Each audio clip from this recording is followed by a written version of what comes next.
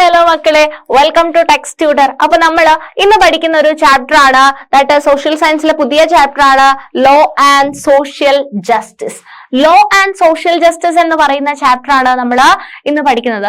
ഇവിടെ എന്തൊക്കെ കാര്യങ്ങളാണ് പഠിക്കുന്നതെന്ന് പറഞ്ഞു കഴിഞ്ഞാല്, നമ്മുടെ ഒരു സോഷ്യൽ ജസ്റ്റിസ് ഉണ്ട് അല്ലെ, നമ്മൾ നമ്മുടെ കൺട്രിയിൽ ജീവിക്കുന്നു, നമുക്ക് ഒത്തിരി കാര്യങ്ങൾ കിട്ടാനുള്ള റൈറ്റ് ഉണ്ട്. ആ ഒരു റൈറ്റ് അല്ലെങ്കിൽ ഒക്യുപ്പേഷനിൽ കിട്ടേണ്ട റൈറ്റ്, അതിനെപ്പറ്റിയൊക്കെ പ്രതിപാദിക്കുന്ന ഒരു ചാപ്റ്റർ ആണ് ലോയും സോഷ്യൽ ജസ്റ്റിസും.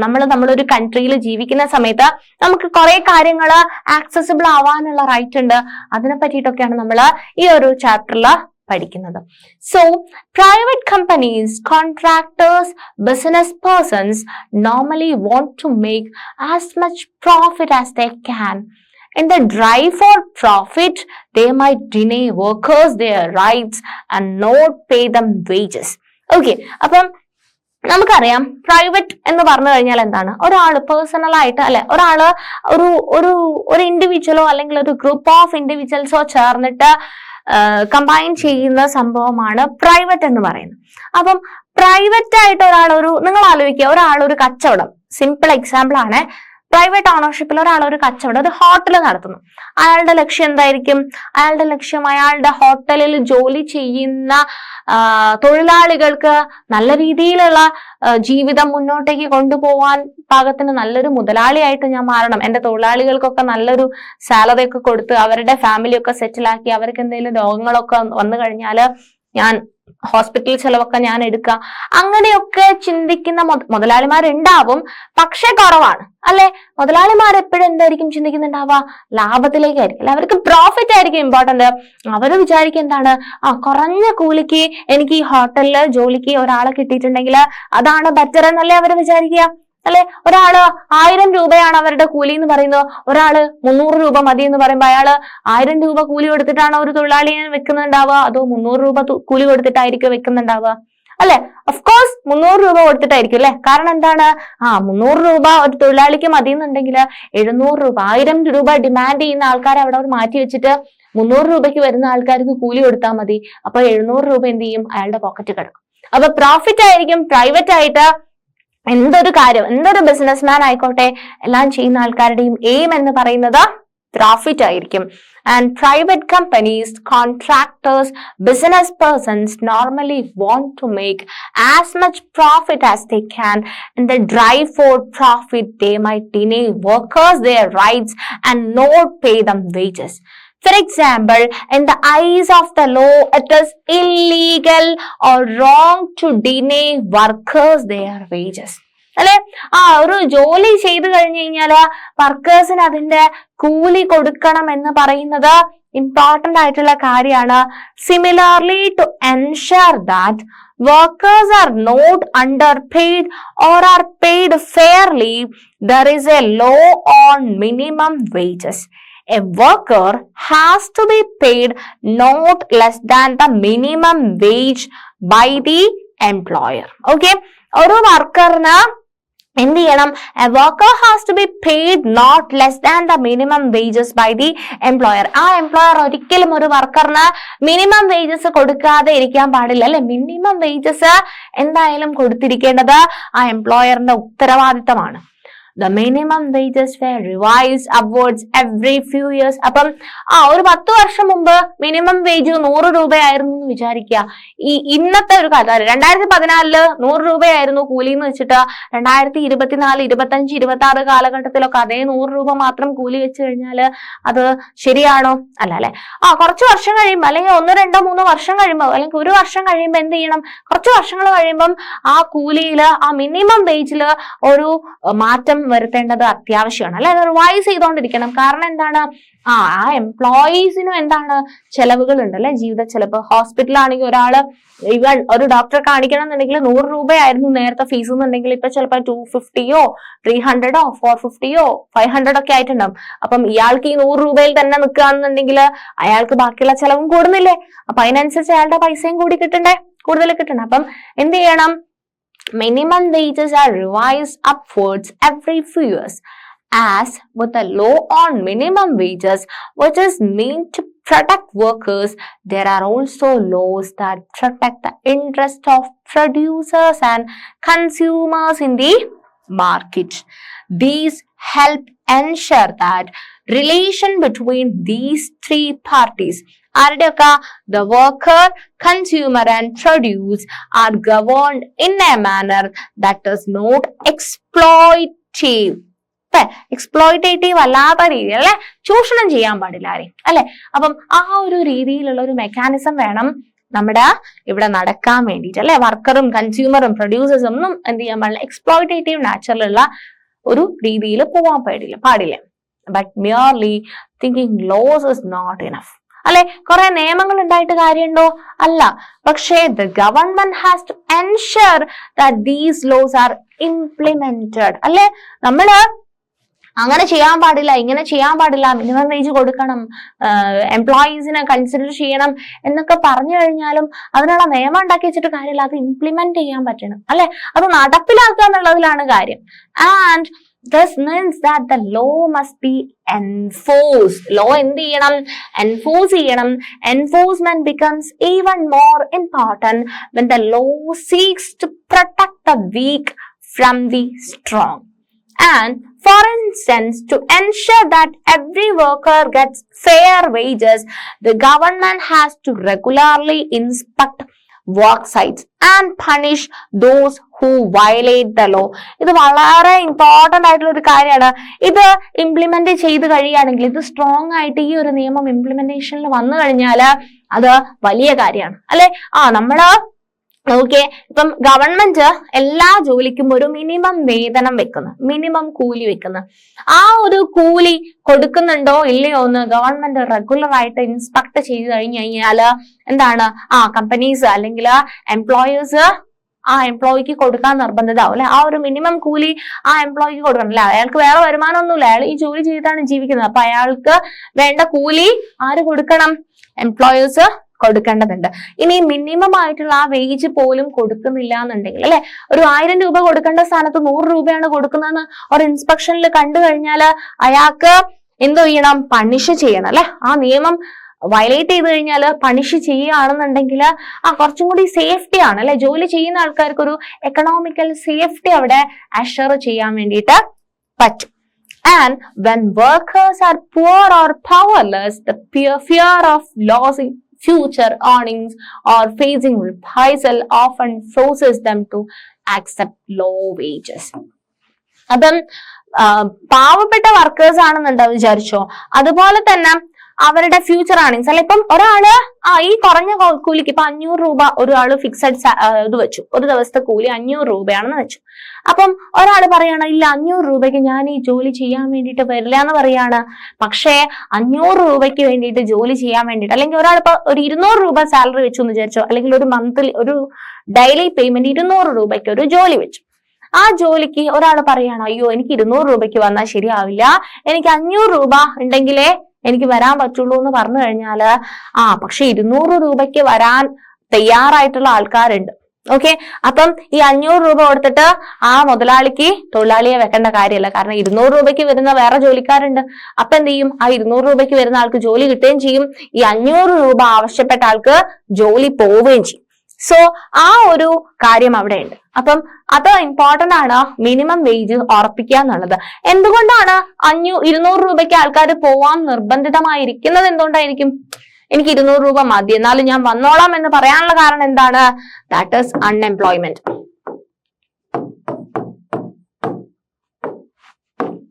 ദാറ്റ് ഈസ് അൺഎംപ്ലോയ്മെന്റ് അല്ലെ. അൺഎംപ്ലോയ്മെന്റ് എന്ന് പറയുന്ന കാര്യത്തിൽ എന്താണ്? ജോലി ഇല്ല. അപ്പം എന്തെങ്കിലും ഒരു ജോലി കിട്ടി, എന്തെങ്കിലും ഒരു പൈസയ്ക്ക് ഒരു ജോലി കിട്ടി കഴിഞ്ഞാൽ അത്രയെങ്കിലും ഒക്കെ ഒരു പൈസ കിട്ടുമല്ലോ എന്ന് വിചാരിച്ചിട്ട് ആൾക്കാർ എന്ത് ചെയ്യും? കുറഞ്ഞ കൂലിക്കാണെങ്കിലും ജോലിക്ക് വേണ്ടിയിട്ട് പോകും. So in such cases, it is crucial that laws are enforced. Through enforcing and upholding these laws, the government can control the activities of individuals or private companies so as to ensure social justice. അവിടെ ഒരു social justice ഉറപ്പാക്കാൻ വേണ്ടിയിട്ട് പറ്റും. Many of these laws have their basis in the fundamental rights guaranteed by the Indian Constitution. അപ്പം അവർക്ക് fundamental rights guaranteed by the Indian constitution. Indian constitution ചില fundamental rights guarantee ചെയ്യുന്നുണ്ട്. For instance the right against exploitation. Okay, ചൂഷണത്തിന് against ആയിട്ടുള്ള അവകാശം അല്ലെ, ചൂഷണത്തിനെതിരെയുള്ള അധിക അവകാശം says that no one can be forced to work for low wages.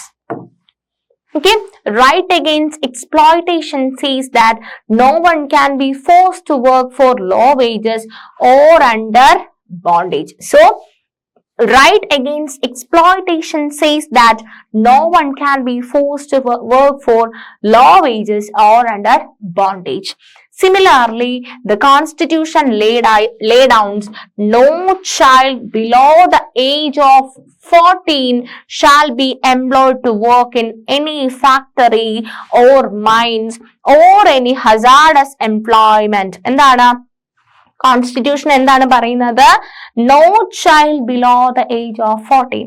14 വയസ്സിൽ താഴെയുള്ള കുട്ടികൾ അല്ലെ, നിങ്ങൾ ആലോചിച്ച് നോക്കുക, വളരെ ചെറിയ മക്കളാണ് അല്ലെ. 10 വയസ്സ് 14 വയസ്സ് എന്നൊക്കെ പറയുന്നത് കുഞ്ഞു മക്കളാണ്. ആ പ്രായമുള്ള കുട്ടികളെ കൊണ്ട് നിങ്ങൾക്ക് ഇപ്പൊ എത്ര വയസ്സായിട്ടുണ്ടാവും അല്ലെ? കുറഞ്ഞ പ്രായമല്ലേ ഉള്ളൂ. അപ്പൊ 14 വയസ്സ് എന്ന് പറയുന്ന പ്രായത്തില് താഴെയുള്ള കുട്ടികളെ വല്ല ഹോട്ടലിലോ അല്ലെങ്കിൽ മൈൻസിലോ അല്ലാന്നുണ്ടെങ്കിൽ ഫാക്ടറിയിലൊക്കെ ജോലിക്ക് പോവാം. ഓക്കെ, അവര് പഠിക്കേണ്ട പ്രായമാണ്. അവിടെ ജോലിക്ക് വിടുക എന്ന് പറയുന്നത് വലിയൊരു പണിഷബിൾ ഒഫൻസ് ആണ്. അപ്പം no child below the age of 14 shall be employed to work in any factory or mines or any other hazardous employment. According to the 2001 census, over 12 million children in India aged between 5 and 14 work in various occupations including hazardous mines. അപ്പം 2001 കണക്ക് പ്രകാരം എന്താണ് പറയുന്നത്? 12 മില്യണിലധികം കുട്ടികൾ. 1 million എന്ന് പറഞ്ഞാൽ 10 ലക്ഷമാണ്. അപ്പൊ 12 മില്യൺ എന്ന് പറയുമ്പോൾ 120 ലക്ഷത്തോളം കുട്ടികൾ ഇന്ത്യയില് 5നും 14 വയസ്സിന് ഇടയിൽ പ്രായമുള്ള കുട്ടികള് ഹസാർഡസ് ആയിട്ടുള്ള മൈൻസിലടക്കം പല പല ജോലികൾ ചെയ്യുന്ന കുട്ടികൾ ഉണ്ടായിരുന്നു. ആൻഡ് ഇൻ ഒക്ടോബർ 2006 2006 ഒക്ടോബറില് the government amended the child labour prevention act. Okay, important ആയിട്ടുള്ള വർഷമാണ്, ഇമ്പോർട്ടന്റ് ആയിട്ടുള്ള ആക്ടുമാണ്. 2006 ഒക്ടോബറിൽ the government amended the child labour prevention act, banning children under 14 years of age from working in domestic servants or as workers in restaurants, tea shops etcetera. അപ്പം റെസ്റ്റോറന്റില് tea ഷോപ്പിലൊക്കെ ജോലി ചെയ്യുന്നത് ഈ കുട്ടികളെ കൊണ്ട് ജോലി ചെയ്യിപ്പിക്കുന്നത് പ്രിവെന്റ് ചെയ്തു. Made employing these children A punishable offence. അങ്ങനെ കുട്ടികളെ ജോലി ചെയ്യിപ്പിച്ചു കഴിഞ്ഞാൽ it will be A punishable offence അല്ലെ, നന്നായിട്ട് അതിന് തക്കതായിട്ടുള്ള ശിക്ഷ കിട്ടും. Anyone found violating the ban must be penalized with a punishment ranging from a jail term of 3 months to 2 years. അല്ലെ, അങ്ങനെ ആരെങ്കിലും ചെയ്തു കഴിഞ്ഞാല് 3 മാസം മുതൽ 2 വർഷം വരെ ജയിൽ അല്ലെ, jail or fine of 10,000 to 20,000. The central government had asked the state governments to develop plans to rescue and rehabilitate children who are working as domestic servants. അല്ലെ, ചില പഴയ സിനിമകളൊക്കെ എടുത്ത് നോക്കിയാൽ നിങ്ങൾക്ക് മനസ്സിലാകാൻ പറ്റും. പഴയ സിനിമകളിലൊക്കെ സ്ഥിരമായിട്ട് കാണാൻ പറ്റും. എന്താണ്, ഒരു വീട്ടില് ഡൊമസ്റ്റിക് സർവന്റ് ആയിട്ട് ജോലി ചെയ്യുന്നുണ്ടാവും. ആരായിരിക്കും? ഏതെങ്കിലും ഒരു കുട്ടിയായിരിക്കും. കുഞ്ഞു കുട്ടികളെ വെച്ചിട്ട് വീട്ടുപണികളൊക്കെ ചെയ്യിപ്പിക്കാൻ വേണ്ടിയിട്ട് ഒരു കുട്ടീനെ വെക്കും, ചെറിയൊരു കുട്ടീനെ വെക്കും. അവര് പഠിക്കാൻ പോകേണ്ട പ്രായമാണ് അല്ലെ, അവരെ എടുത്തിട്ട് ജോലി പണി അല്ലെ, വീട്ടുജോലികളൊക്കെ ചെയ്യിപ്പിക്കുക എന്ന് പറയുന്ന അതൊരു ഒഫൻസ് ആണ്. 2006 അതിനുള്ള ആ ആക്ടിന് അമെൻമെന്റ് വന്നിട്ടുള്ളത്. ആൻഡ് അങ്ങനത്തെ കുട്ടികളെ എന്ത് ചെയ്യണം? ഗവൺമെന്റ് റെസ്ക്യൂ പ്ലാൻസും അതുപോലെ തന്നെ അങ്ങനത്തെ കുട്ടികളെ റീഹാബിലിറ്റേറ്റ് ചെയ്യാനുള്ള കാര്യങ്ങളൊക്കെ ഗവൺമെന്റ് അഡോപ്റ്റ് ചെയ്യണമെന്നാണ് പറയുന്നത്. ഓരോ സ്റ്റേറ്റ് ഗവൺമെന്റും അതിനുള്ള മെഷേഴ്സ് എടുക്കണമെന്ന് സെൻട്രൽ ഗവൺമെന്റ് നിർദ്ദേശം കൊടുക്കുകയാണ്.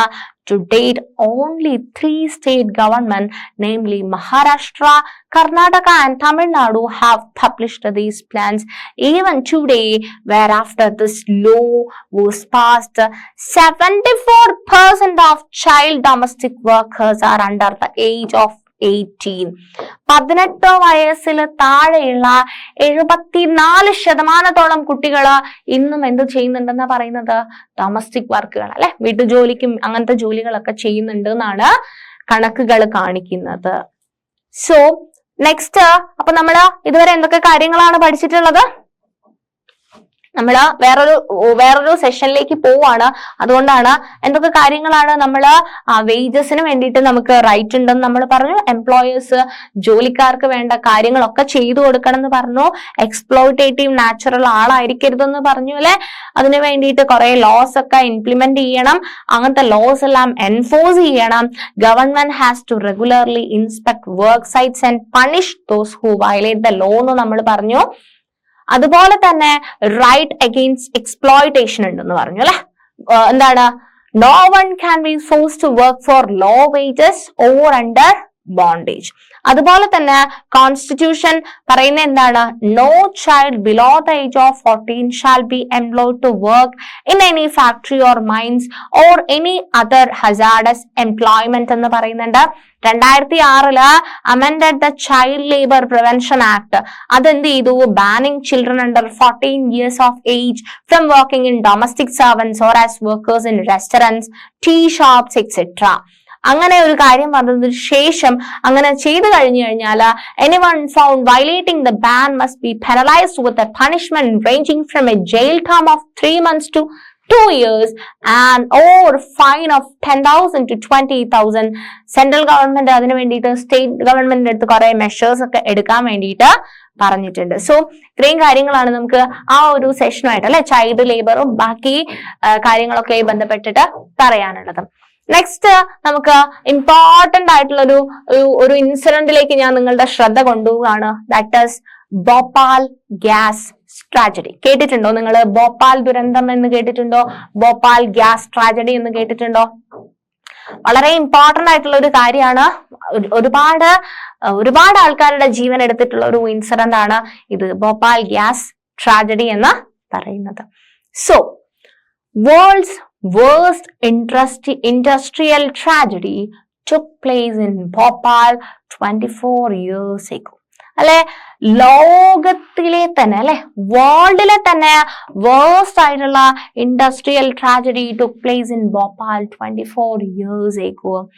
യൂണിയൻ കാർബൈഡ്, UC എന്ന് പറയുന്ന യൂണിയൻ കാർബൈഡ് എന്ന് പറയുന്ന an American company had a factory in the city in which it produced pesticides. അപ്പം വേൾഡ് ഇൻഡസ്ട്രിയൽ ട്രാജഡി ആയിട്ട് കണക്കാക്കുന്ന ഒരു ഇൻസിഡന്റ് ആണിത്. ആൻഡ് യൂണിയൻ കാർബൈഡ് എന്ന് പറയുന്നത്, UC എന്ന് പറയുന്ന ഒരു അമേരിക്കൻ കമ്പനിക്ക് ഒരു ഫാക്ടറി ഉണ്ടായിരുന്നു. അത് എന്ത് പ്രൊഡ്യൂസ് ചെയ്യുമായിരുന്നു? പെസ്റ്റിസൈഡ്സ് പ്രൊഡ്യൂസ് ചെയ്യുമായിരുന്നു. ഓക്കെ, അപ്പം at midnight of 2 December 1984 methyl isocyanate, MIC എന്ന് പറയും. ഓക്കെ, മീഥൈൽ ഐസോസയനൈറ്റ് എന്ന് പറയുന്ന ഒരു വിഷവാതകം, ഹൈലി പോയിസണസ് ഗ്യാസ്, അല്ലെ, വളരെ പോയിസണസ് ആയിട്ടുള്ള നല്ല നാച്ചുറൽ ഒരു ഗ്യാസ് ആണ് മീഥൈൽ ഐസോസയനൈറ്റ് എന്ന് പറയുന്ന highly poisonous gas started leaking from this UC plant. അപ്പം ഈ ഒരു UC പ്ലാന്റിൽ നിന്നും ഈ ഒരു മിഡ് നൈറ്റിൽ, ഏത് mid night? 2 December 1984, year important ആണ്. 1984 ഈ ഒരു വിഷവാതകം എന്ത് ചെയ്യാൻ തുടങ്ങി? ആ ഒരു ഫാക്ടറിയിൽ നിന്ന് എന്താവാൻ തുടങ്ങി? പുറത്തേക്ക് ലീക്ക് ആകാൻ വേണ്ടിയിട്ട് തുടങ്ങി. Remembers Azeezia Sultan, A survivor.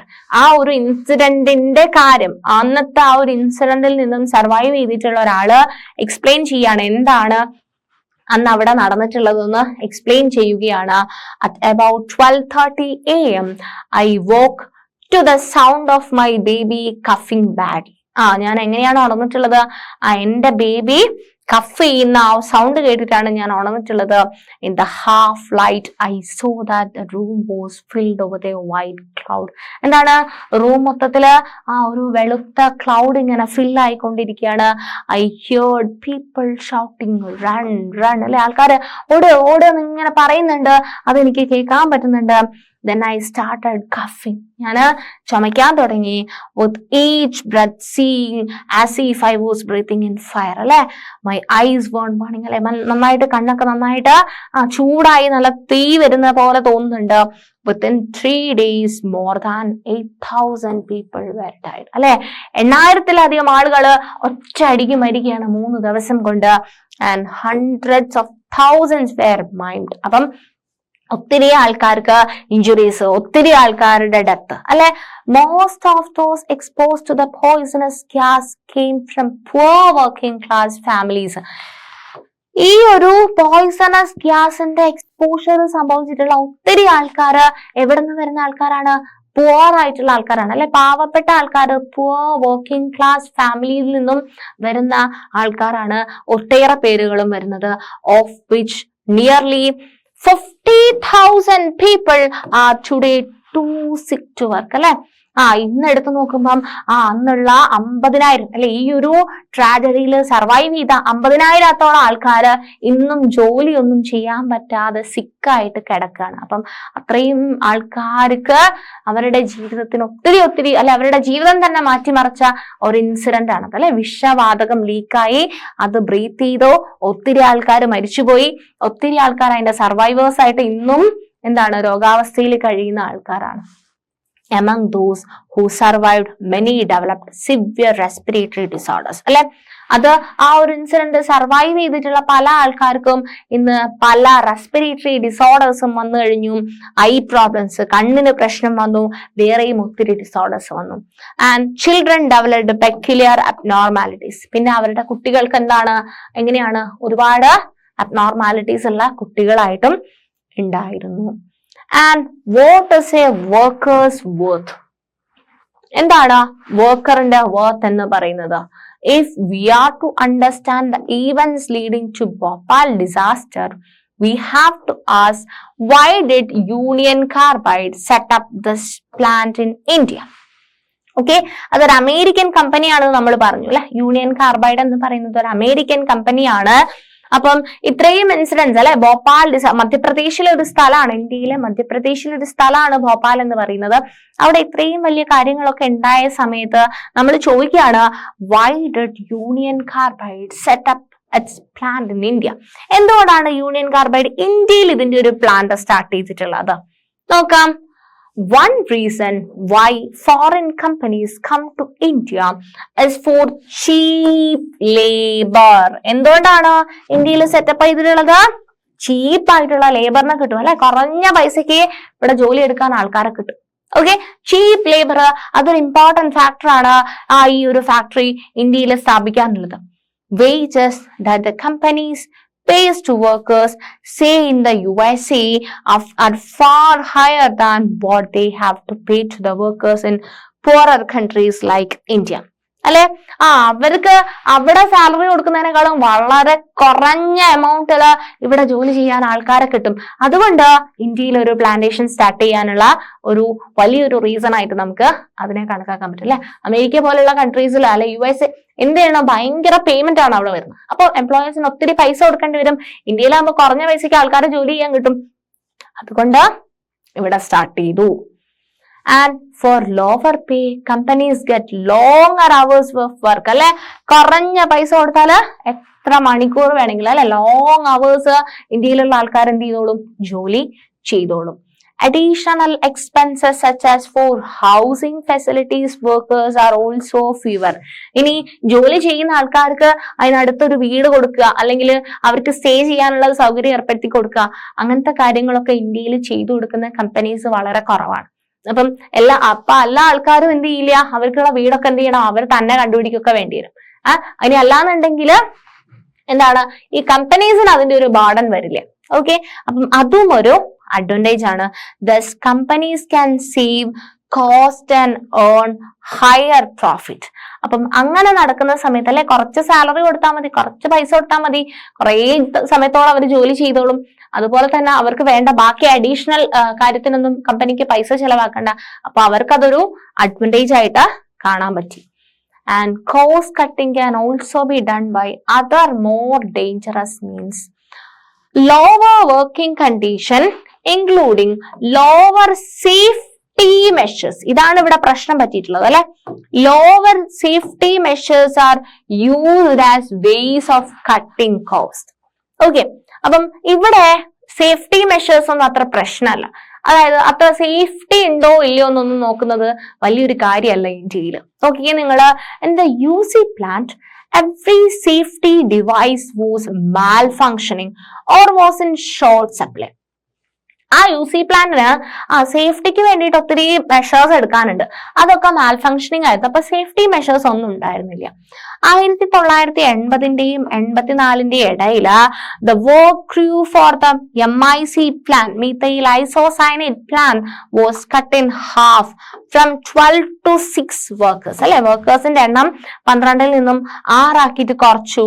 And the period of safety training for workers was brought down from 6 months to 15 days. അല്ലെ, സേഫ്റ്റി മെഷേഴ്സിനെ പറ്റി ഇവർക്ക് ട്രെയിനിങ് കൊടുക്കണം അല്ലെ.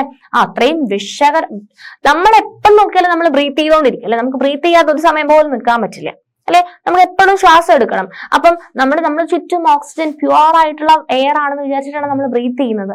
നമ്മുടെ ചുറ്റും വിഷം നിറഞ്ഞിട്ടുള്ള വാതകമാണ് അല്ലെങ്കിൽ പോയിസണസ് ആയിട്ടുള്ള ഗ്യാസ് ആണുള്ളതെന്നുണ്ടെങ്കിൽ നമ്മളത് ഇൻഹെയിൽ ചെയ്യുന്നതിനനുസരിച്ച് നമ്മുടെ ബ്ലഡിലേക്ക് പോയിസൺ വരും. അപ്പം ഓക്സിജൻ സപ്ലൈ കുറയും, ഡെത്ത് സംഭവിക്കും. അതാണ് അവിടെ സംഭവിച്ചത്. അപ്പം നമുക്ക് ഇങ്ങനെ നമ്മൾ ഇത് ഡീല് ചെയ്യുന്ന അല്ലെ ഇവിടെ ജോലി ചെയ്യുന്ന ആൾക്കാർ അറിഞ്ഞിരിക്കണം, ഇത് വിഷ സ്വഭാവമുള്ള നാച്ചുറാണ്. ഈ ഒരു പോയിസണസ് ഗ്യാസ് ലീക്കായാൽ എന്ത് ചെയ്യണം എന്നൊക്കെ അതിന്റെ സേഫ്റ്റി മെഷേഴ്സ് ഒക്കെ അവിടെ ജോലി ചെയ്യുന്ന ആൾക്കാർക്ക് പറഞ്ഞ് മനസ്സിലാക്കി പഠിപ്പിച്ചു കൊടുക്കണ്ടേ വേണം. അങ്ങനെ ആ ഒരു പഠിപ്പിക്കുന്ന ഒരു കാലാവധി 6 മാസത്തോളം ടൈം എടുത്തിട്ട് അവർക്ക് പഠിപ്പിച്ചുകൊണ്ടിരുന്ന സാധനം അവർ വെറും 15 ദിവസത്തേക്ക് അങ്ങ് കുറച്ചു കളഞ്ഞു. ഓക്കെ, അവർക്ക് ഈ പഠിപ്പിക്കേണ്ട കാര്യം 6 മാസത്തെ കാര്യം അവർ ഷോർട്ടൺ ചെയ്തിട്ട് 15 ദിവസമാക്കിയിട്ട് കുറച്ചു കളഞ്ഞു. ഓക്കെ, അപ്പം അതൊക്കെ ഈ ഒരു സേഫ്റ്റിയെ ബാധിക്കുന്ന കാര്യങ്ങളാണ്. And the post of night shift worker for the MIC plan was abolished. അപ്പം നൈറ്റ് ഷിഫ്റ്റ് അല്ലെ, ഇപ്പൊ ഒരു ഹോസ്പിറ്റലൊക്കെ ആണെങ്കിൽ നിങ്ങൾക്ക് അറിയാൻ പറ്റും അല്ലെ, രാവിലെ ഷിഫ്റ്റുകൾ ഉണ്ടാവും അല്ലെ. രാവിലെ തൊട്ട് ഉച്ച വരെ, ഉച്ചയ്ക്ക് വൈകുന്നേരം വരെ, വൈകുന്നേരം പിറ്റേ ദിവസം മോർണിംഗ് വരെ നൈറ്റ് ഷിഫ്റ്റും കൂടെ വരും അല്ലെ. കാരണം എന്താണ്, പേഷ്യൻസിന് എന്തെങ്കിലും പെട്ടെന്ന് ഒരു പ്രശ്നം വന്നു കഴിഞ്ഞാൽ ഡോക്ടേഴ്സും ബാക്കി ആൾക്കാരൊക്കെ ഹോസ്പിറ്റലിൽ വേണം എന്നുള്ളത് കൊണ്ട്. ഇവിടെ എന്താണ്, അതുപോലെ തന്നെ ഒരു ഡേഞ്ചർ ആയിട്ടുള്ള ഒരു കാര്യം തന്നെയാണ് അല്ലെ. ഇവിടെ ഒരു പോയിസണസ് ഗ്യാസ് ഉണ്ട്. അപ്പം ഇൻ കേസ് ഇത് ലീക്ക് ആവോ എന്തെങ്കിലും ചെയ്തിട്ടുണ്ടെങ്കിൽ അതിനുള്ള ഇമ്മീഡിയറ്റ് മെഷേഴ്സ് എടുക്കാൻ അല്ലെ, അത് ഓഫ് ചെയ്ത് വെക്കാനോ അത് ലീക്ക് നോക്കി ക്ലോസ് ചെയ്യാൻ അറിയുന്ന ആൾക്കാരൊക്കെ ഉണ്ടാവും. അപ്പം അതിനുള്ള ട്രെയിനിങ് കൊടുത്തിട്ട് ഇവരെ നൈറ്റിലെങ്ങാനും ലീക്ക് സംഭവിച്ചാൽ അതിനുള്ള മെഷേഴ്സ് എടുക്കാൻ വേണ്ടിയിട്ട് അവിടെ എന്ത് വേണം, ട്രെയിൻഡ് ആയിട്ടുള്ള ആൾക്കാർ വേണം. പക്ഷെ ഇവരെന്ത് ചെയ്തു, നൈറ്റ് വർക്കേഴ്സിനൊക്കെ ഇത് സ്റ്റോപ്പ് ചെയ്ത് കളഞ്ഞു. And at west Virginia computerised warning and monitoring system wear in place, whereas the UC plant in Bhopal relied on manual gauges and the human sensors to detect gas leaks. അല്ലെ, USA അവിടെ എന്താണ്, computerised monitoring ആണ് അവിടെ. അപ്പം computerised monitoring ആണ്, എന്തെങ്കിലും ഒരു പ്രശ്നം, എന്തെങ്കിലും ഒരു ലീക്കേജോ കാര്യം വന്നു കഴിഞ്ഞാൽ അത് പെട്ടെന്ന് തന്നെ ഡിറ്റക്ട് ചെയ്തിട്ട് അതിനുള്ള മെഷേഴ്സ് എടുത്തോളും. പക്ഷെ ഇവിടെ ഇന്ത്യയിൽ ഭോപ്പാലിലെ UC പ്ലാന്റിന്റെ അവസ്ഥ എന്താണ്, ഇന്ത്യയിലെ മാനുവൽ ആണ്, മാനുവൽ ഡിറ്റക്ഷൻ ആണ് അല്ലെ. മനുഷ്യന്മാർക്ക് തോന്നാണ് മണത്ത് നോക്കുക, ഗ്യാസ് ലീക്ക് ആയിട്ടുണ്ടല്ലോ, പോയിട്ട് ശരിയാക്കണല്ലോ എന്നുള്ളത് സെറ്റപ്പാണ് ഇന്ത്യയിൽ. പക്ഷെ അവിടെ എന്താണ്, USA എന്താണ്, computerised warning and monitoring systems ഉണ്ട്. Okay, so at the West Virginia plant, emergency evacuation plans were in place. അല്ലെ, അവിടെ emergency evacuation plans ഉണ്ടായിരുന്നു, but non-existent in Bhopal. അല്ലെ, അവിടെ എന്തെങ്കിലും പ്രശ്നം ഉണ്ടെങ്കിൽ emergency evacuation ഉള്ള ഫെസിലിറ്റി ഒക്കെ ഉണ്ട്, പക്ഷെ ഇവിടെ അതൊന്നും ഉണ്ടായിരുന്നില്ല. Why there are such sharp differences in safety standards across countries? അതെന്താ, അമേരിക്കയിൽ അത്രയും കാര്യങ്ങളൊക്കെ ചെയ്തിട്ട് ഇന്ത്യയിൽ എന്താ അത്രയും സേഫ്റ്റി മെഷേഴ്സ് ഒന്നും ഇല്ലാത്തത്? അതെന്തുകൊണ്ടാണെന്ന് നിങ്ങൾക്ക് അറിയോ? And even after the disaster happened, why was the compensation to the victim so low? അപ്പം ഇത്രയും വലിയൊരു പ്രശ്നം അല്ലെ, ഇത്രയും വലിയൊരു ട്രാജഡി ഇന്ത്യയിൽ നടന്നിട്ട് പോലും അതിന് കോമ്പൻസേഷൻ കൊടുക്കും അല്ലെ. കോമ്പൻസേഷൻ കൊടുത്തത് അല്ലെ, അത് കമ്പനീന്റെ ഫോൾട്ട് ആണല്ലേ, അതിന്റെ സേഫ്റ്റി മെഷേഴ്സോ കാര്യങ്ങളോ ഒന്നുമില്ലാതെ ഒരു പ്ലാന്റ് ഇവിടെ ചെയ്തു. അപ്പൊ അതിൽ നിന്നൊരു ഇഷ്യൂ ഉണ്ടായി, ഒരു ഇൻസിഡന്റ്, വലിയൊരു ട്രാജഡി ഉണ്ടായി, അതിന് കോമ്പൻസേഷൻ കൊടുക്കണം. അത് കൊടുത്തത് പോലും വളരെ കുറഞ്ഞൊരു എമൗണ്ട് ആണ് കൊടുത്തിട്ടുള്ളത്. എന്തുകൊണ്ടായിരിക്കും? So one part of the answer lies in what is perceived as the worth of an Indian worker. One worker can easily replace another. എന്താണ്, ഇന്ത്യയിൽ ഇപ്പം ഒരു വർക്കർ മരിച്ചുപോയി അല്ലെങ്കിൽ ഒരു വർക്കർ ജോലി ചെയ്യുന്നില്ല എന്ന് വിചാരിച്ചു കഴിഞ്ഞാല് സിമ്പിൾ ആണ്, വേറൊരാൾ റെഡിയാണ് ജോലി ചെയ്യാൻ വേണ്ടിയിട്ട്. കാരണം എന്താണ്, ഇന്ത്യയിൽ അൺഎംപ്ലോയ്മെന്റ് ഉണ്ട്, എല്ലാ ആൾക്കാർക്കും എന്തില്ല, തൊഴിലില്ല. അപ്പൊ എന്തെങ്കിലും ഒരു തൊഴിൽ കിട്ടിക്കഴിഞ്ഞാല് ആ ആൾക്കാരങ്ങ് ജോലിക്കങ്ങ് പോകും. Since there is so much unemployment, there are many workers who are willing to work in unsafe conditions in return for a wage. അല്ലെ, അവർക്ക് എന്തെങ്കിലും ഒരു കൂലിയൊക്കെ കിട്ടിയാൽ മതിയായിരിക്കും. അപ്പൊ അവരെന്ത് ചെയ്യും, അൺസേഫ് ആയിട്ടുള്ള കണ്ടീഷൻ ആയിക്കോട്ടെ, എനിക്ക് സേഫ്റ്റി പ്രശ്നമല്ല, എന്തെങ്കിലുമൊക്കെ ഒരു പൈസ കിട്ടുമല്ലോ എന്ന് വിചാരിച്ച് അവരെന്ത് ചെയ്യും, ജോലിക്ക് വേണ്ടിയിട്ട് പോകും. Making use of the workers vulnerability അല്ലെ, ഈ വർക്കേഴ്സിന്റെ ഈ ഒരു വൾണറബിലിറ്റി ആൾക്കാർ എംപ്ലോയേഴ്സ് എന്ത് ചെയ്യും, മുതലെടുക്കും. Employers ignore safety in working places. Employers working പ്ലേസസിലുള്ള സേഫ്റ്റി മെഷർ എന്ത് ചെയ്യും, നെഗ്ലക്ട് ചെയ്യും.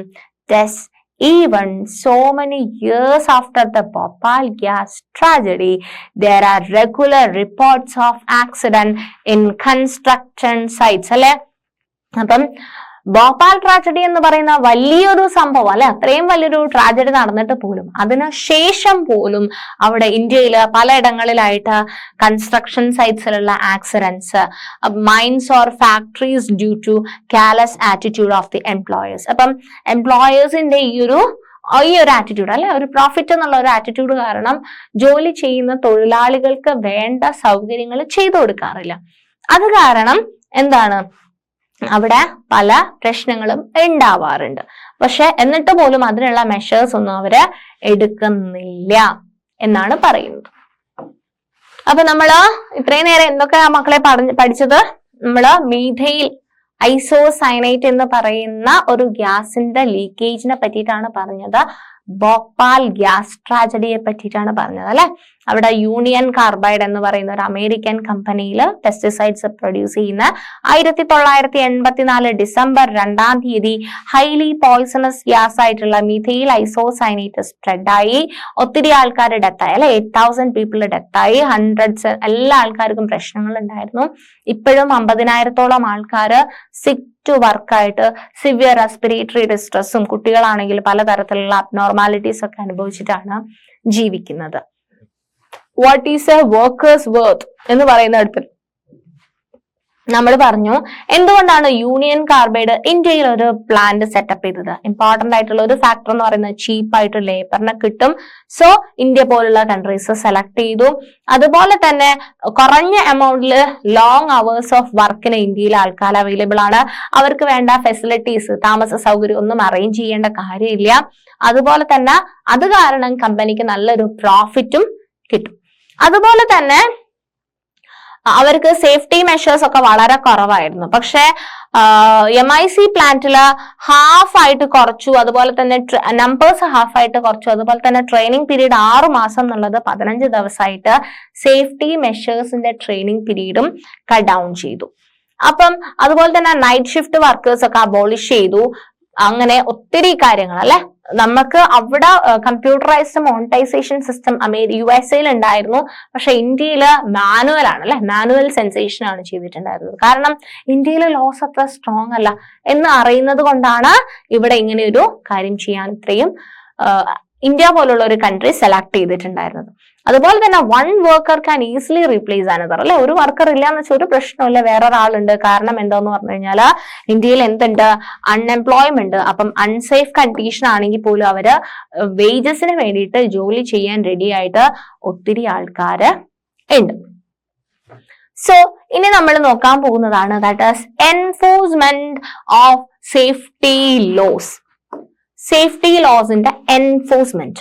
So, as the lawmaker and enforcer, the government is supposed to ensure that safety laws are implemented. It is also the duty of the government to ensure that the right to life guaranteed under Article 21 of the Constitution is not violated. So, എന്താണ് duty? It is the duty of the government to ensure that the right to life guaranteed under article 21 ജീവിക്കാനുള്ള അവകാശമുണ്ട്. Right to life എന്ന് പറയുന്ന ഒരു കാര്യം പറയുന്നുണ്ട്. അത് ആരുടെ റെസ്പോൺസിബിലിറ്റിയാണ്? ഗവൺമെന്റിന്റെ ഡ്യൂട്ടിയാണ് ആ ഒരു കാര്യം നടക്കുന്നുണ്ട് എന്നുള്ളത് മോണിറ്റർ ചെയ്യാൻ വേണ്ടിയിട്ടുള്ളത്. What was the government doing when there was such a blatant violations of safety standard and the UC plant? First, the safety laws were lax in India. ഇന്ത്യയിലെ സേഫ്റ്റി ലോസ് വളരെ ലാക്സ് ആണ്. Second, even these week safety laws were not enforced. അപ്പം government officials refused to recognize the plant as a hazardous and allowed it to come up in a populated locality. എന്താണ്? Government officials ഈ ഒരു plan ഒരു hazardous ആണെന്നുള്ള രീതിയിലുള്ള ഒരു consideration ഒന്നും ആ പ്ലാനിന് കൊടുത്തിട്ടുണ്ടായിരുന്നില്ല.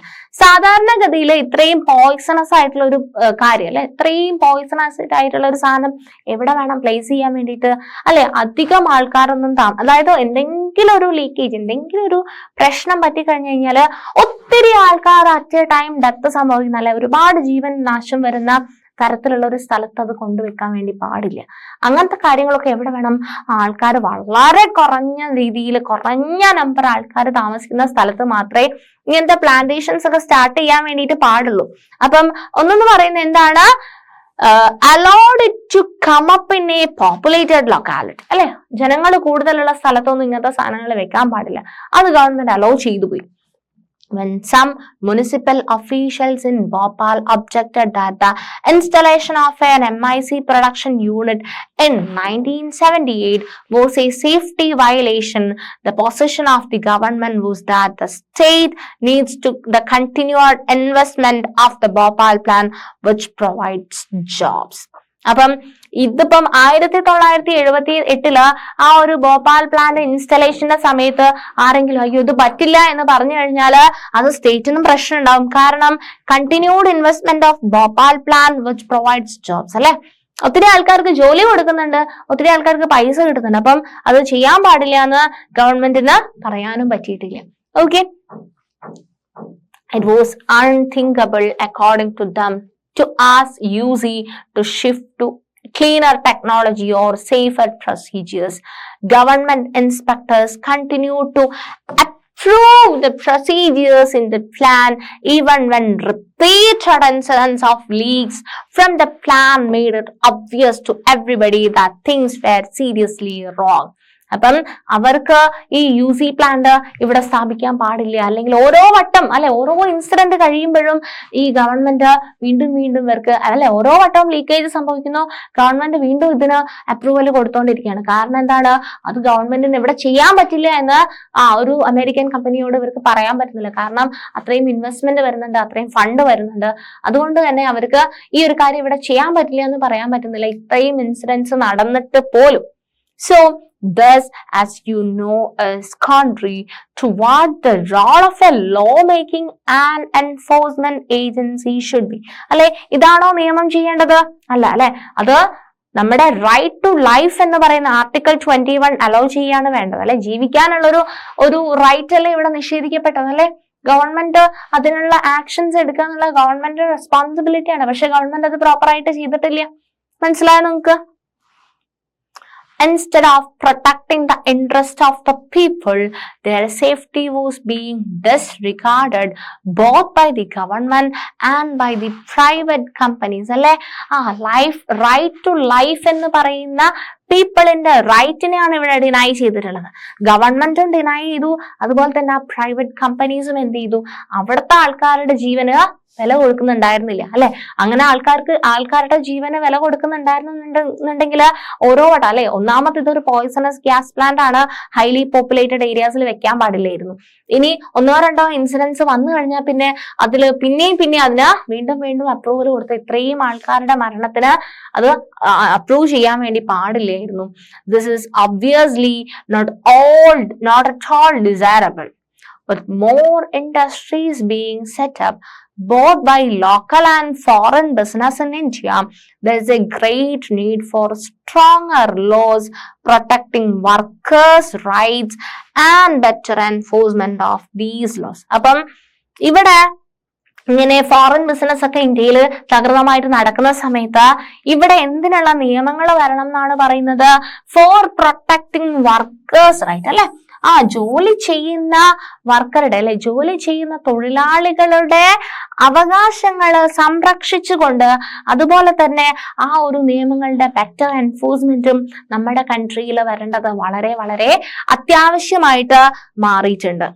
സോ ഇത്രയുമാണ് നമുക്ക് ഈ ഒരു സെഷനിൽ ഡിസ്കസ് ചെയ്യാനുണ്ടായിരുന്നത്. നമ്മൾ എന്തൊക്കെ കാര്യങ്ങളാണ് ജസ്റ്റ് ലാസ്റ്റ് ആയിട്ട് നമ്മളിപ്പോ പറഞ്ഞിട്ടുള്ളത്? നമ്മൾ പ്രൈവറ്റ് കമ്പനീസിനെ പറ്റി പറഞ്ഞു. പ്രൈവറ്റ് കമ്പനീസിന്റെ മോട്ടോ എന്ന് പറയുന്നത് പ്രോഫിറ്റ് ആണെന്ന് പറഞ്ഞു അല്ലെ. അൺഎംപ്ലോയ്മെന്റ് വലിയൊരു റീസൺ ആണ് അതിന്. റൈറ്റ് ടു എക്സ്പ്ലോയിറ്റേഷൻ പറഞ്ഞു. ലേബർ പ്രിവെൻഷൻ ആക്ടിന്റെ അമെന്റ്മെന്റ് 2006 പറഞ്ഞു. ഭോപ്പാൽ ഗ്യാസ് ട്രാജഡിയെ പറ്റി പറഞ്ഞു. UC കമ്പനി മീത്തൈൽ ഐസോസൈനേറ്റില് 1984 നടന്നതെന്ന് പറഞ്ഞു. ഒത്തിരി ആൾക്കാർക്ക് ഡെത്ത് ഉണ്ടായെന്ന് പറഞ്ഞു. എന്തുകൊണ്ടാണ് ഇത്തരം കമ്പനീസ് ഇവിടെ സ്റ്റേ ചെയ്യുന്നതെന്ന് പറഞ്ഞു. അതിനുള്ള റീസൺ ഇവിടുത്തെ വർക്കേഴ്സിന്റെ അവൈലബിലിറ്റി, ഇവിടുത്തെ അൺഎംപ്ലോയ്മെന്റും കാര്യങ്ങളൊക്കെ നമ്മൾ പറഞ്ഞു. അതിനുശേഷം ഗവൺമെന്റിന്റെ ഭാഗത്തുനിന്ന് എൻഫോഴ്സ്മെന്റ് ഓഫ് സേഫ്റ്റി ലോസിനെ പറ്റി നമ്മൾ പറഞ്ഞു അല്ലെ. ഗവൺമെന്റ് പോപ്പുലേറ്റഡ് ലൊക്കാലിറ്റീസിൽ ഇങ്ങനത്തെ പ്ലാന്റേഷൻസ് ഒന്നും പ്ലേസ് ചെയ്യാൻ പാടില്ലായിരുന്നു.